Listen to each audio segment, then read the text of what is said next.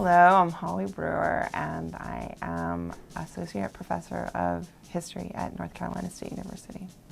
I teach classes on colonial and revolutionary American history to both undergraduates and, senior undergraduates and graduate students, usually on our MA program. And I also teach survey classes to anybody who's not even non-history majors of the first half of American history up through the Civil War. I have a fellowship this year at the National Humanities Center. It's a national, it's the only national site for the study that brings together scholars who just work on the humanities. And that's history, philosophy, English primarily, and there's about 40 of us, and they provide with whatever books we need and a nice office to write in. It's a very competitive fellowship. They have about 500 applications every year, and they only appoint 40. So it's been a wonderful opportunity for me to work on my current book project. The book is called Inheritable Blood, Slavery and Sovereignty in Early Virginia and the British Atlantic. And what I'm doing is, for so long in most history books and in our textbooks, the way the origins of slavery in America have been dealt with is essentially that it was an economic or an environmental necessity.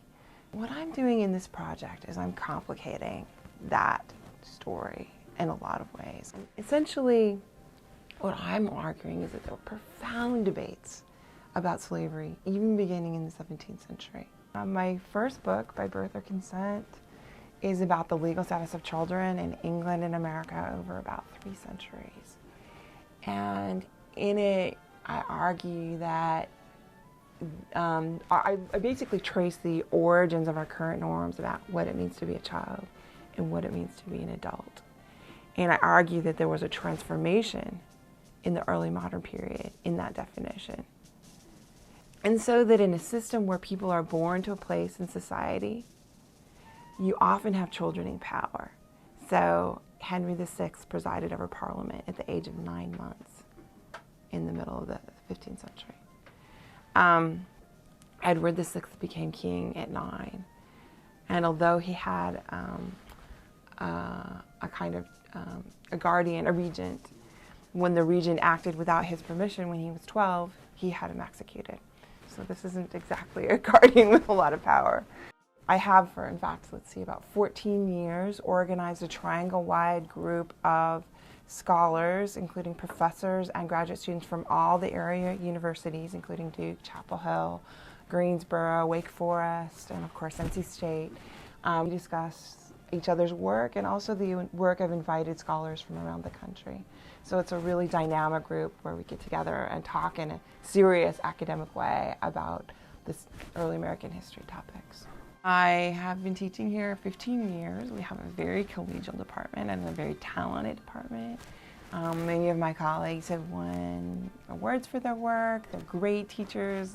The first time there was a teaching award given for the university, the history department won it. We take great pride in our teaching and in our collegiality as a department. So we have a rich intellectual atmosphere. We read each other's work. I think we do a great job mentoring graduate students.